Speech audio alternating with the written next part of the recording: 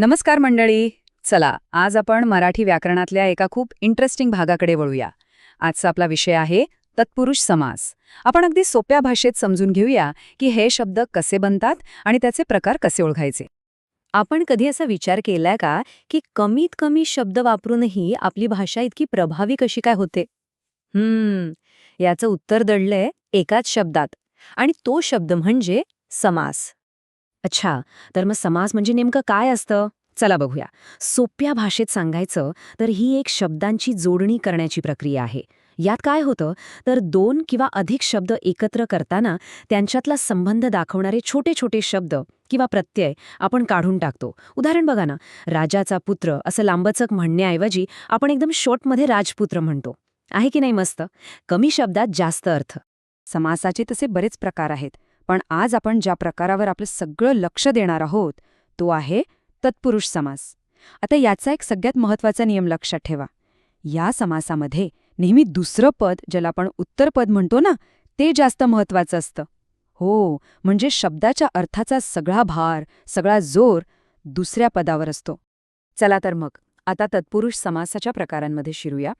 पहिला आणि सगळ्यात कॉमन प्रकार आहे विभक्ती तत्पुरुष समास. नावावरूनच कल्पना आली असेल नाही का? याचा संबंध थेट विभक्ती प्रत्ययांशी आहे, म्हणजे तेच प्रत्यय जे आपण शब्द जोडताना गाळून टाकतो. मग हे काम कसं करतं? सोप्पं आहे. जेव्हा दोन शब्द एकत्र येतात तेव्हा त्यांना जोडणारे जे विभक्ती प्रत्यय असतात ना, जसं की ला, ने, चा, त, हे तर तयार झालेल्या नवीन जोड शब्दात दिसत नाहीत, त्यांना सरळ गाळून टाकलं जातं. आता ही उदाहरणं बघा, म्हणजे लगेच लक्षात येईल. पहिला शब्द आहे तोंडपाठ. याचा विग्रह काय?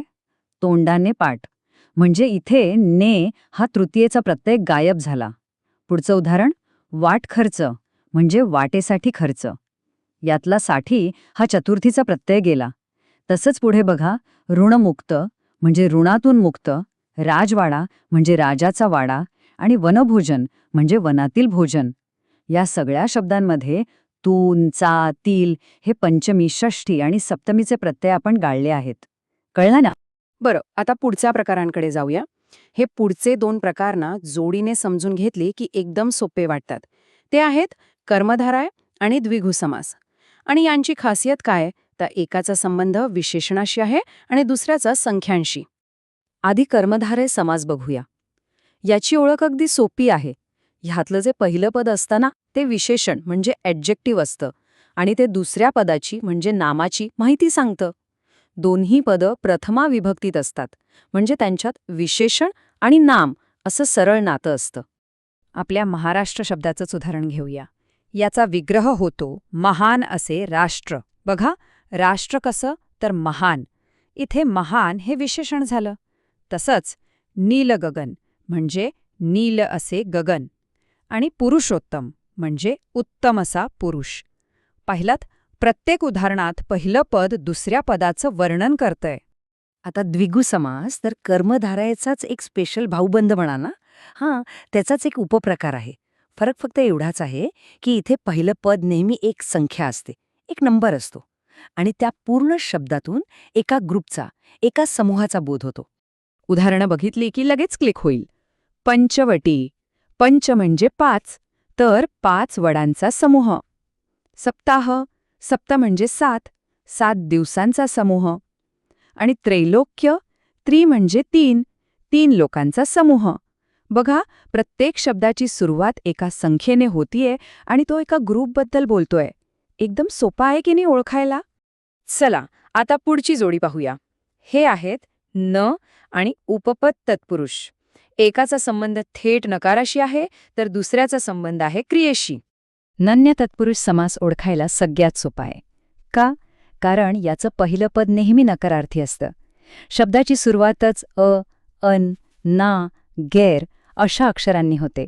यातून नाही किंवा अभाव असा अर्थ निघतो. ही उदाहरणं बघा. अयोग्य म्हणजे काय? जो योग्य नाही तो.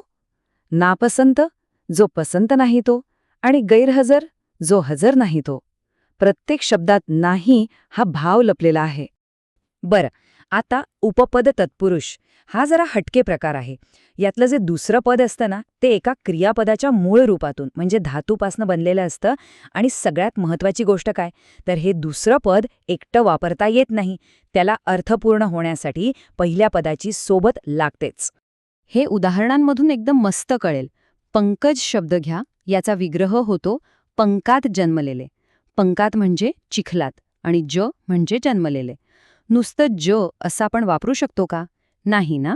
तसंच ग्रंथकार म्हणजे ग्रंथ करणारा आणि आपला शेतकरी शेती करणारा. यातले कार किंवा करी हे शब्द क्रियेशी संबंधित आहेत आणि ते पहिल्या पदाशिवाय अपूर्ण वाटतात. आणि आता आपण आलो आहोत शेवटच्या 2 प्रकारांकडे. यांची रचना जरा खास आहे. हे आहेत अलूक आणि मध्यमपदलोपी समास. अलूक या नावाचा अर्थच आहे ज्याचा लोप होत नाही, म्हणजे जो गायब होत नाही. गंमत बघा, आतापर्यंत आपण काय पाहत होतो की विभक्ती प्रत्यय गाळले जातात, पण इथे अगदी त्याच्या उलट घडतं. या प्रकारात पहिल्या पदाचा विभक्ती प्रत्यय जसाच्या तसा राहतो, तो गाळला जात नाही. उदाहरणार्थ तोंडी लावणे. यात तोंडी शब्दातला ई प्रत्यय कायम आहे, तो आपण काढलेला नाही. किंवा अग्रेसर म्हणजे अग्रभागी जाणारा. आणि सगळ्यात प्रसिद्ध उदाहरण म्हणजे युधिष्ठिर म्हणजे युद्धात स्थिर राहणारा. या प्रत्येक शब्दात पहिल्या पदाचा विभक्ती प्रत्यय शिल्लक आहे. हीच याची ओळख आहे. आणि आता शेवटचा प्रकार, मध्यम पदलोपी समास. याच्या नावामध्येच सगळं काही आहे. मध्यम पदलोपी म्हणजे मधलं पद लोप पावणारा. इथे फक्त एखादा प्रत्यय नाही, तर पहिल्या आणि दुसऱ्या पदाचा संबंध सांगणारे मधलेच्या मधले शब्दच गायब असतात. आणि याची उदाहरणं तर इतकी सोपी आहेत, आपल्या सगळ्यांच्या आवडीची. जसं की पुरणपोळी. आता याचा अर्थ फक्त पुरण आणि पोळी असा होतो का? नाही. याचा खरा अर्थ आहे पुरण घालून तयार केलेली पोळी. बघा, घालून तयार केलेले हे मधले शब्द आपण बोलताना गाळून टाकतो. तसंच कांदे पोहे म्हणजे कांदे घालून तयार केलेले पोहे. किंवा साखर भात, साखर घालून केलेला भात. विग्रह केला की हे लपलेले मधले शब्द परत येतात आणि अर्थ पूर्ण होतो. चला तर मग एक क्विक रिव्हिजन करूया. विभक्ती तत्पुरुष, प्रत्यय गायब. कर्मधारय, पहिलं पद विशेषण.